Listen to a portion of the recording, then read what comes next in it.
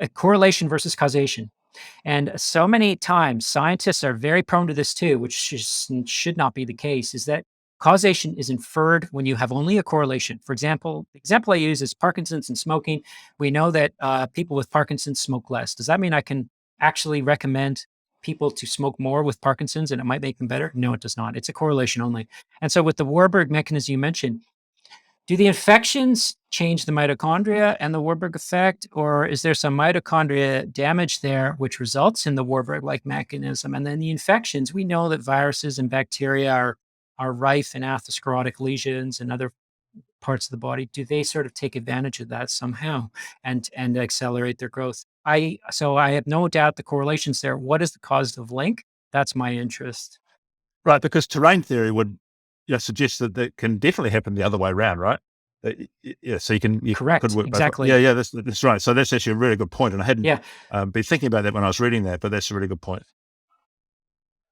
Well, that's the thing. As scientists, we often get very hung up on the mechanisms and we talk about this and that. And then it's so tempting. The human brain loves to make causal inferences. The human brain is a guess based machine. It is not a deductive reasoning machine, logic. It is not even an inductive reasoning machine very much, which is probability based.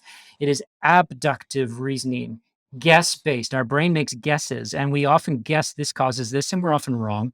And so that's why I think a lot of these things go south for years is that people guess that LDL cholesterol is the cause of atherosclerosis. And then you've got years and decades of people trying to prove this when it doesn't actually maybe exist.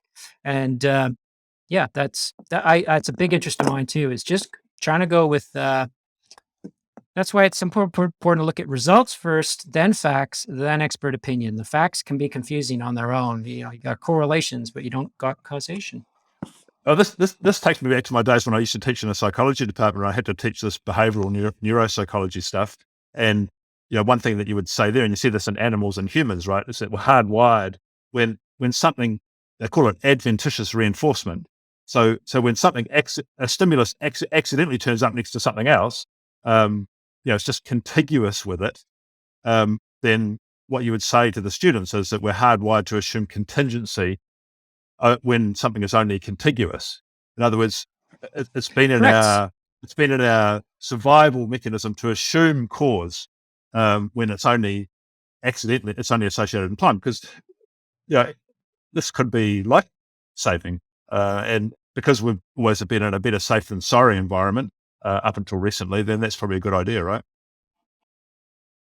Yeah, so it's like, and a simple example is a house on fire and an ambulance, fire truck. So we know that houses on fire tend to be cause, I guess in that they precede the arrival of a fire truck. But if you just looked at a snapshot of that, you might say, because there's a fire truck always at a house on fire, the fire truck causes the fire. And that's what we're doing with, like, say, proteins in Alzheimer's and genetic mutations in cancer and LDL in atherosclerosis. We're saying just because these things are always together, this causes that. The fire engine caused the fire. It's just, as you say, that's it. Adventitious thinking, and then the brain loves to make causal inferences. It guesses all the time. That's what it does. So we just have to try and resist that as scientists.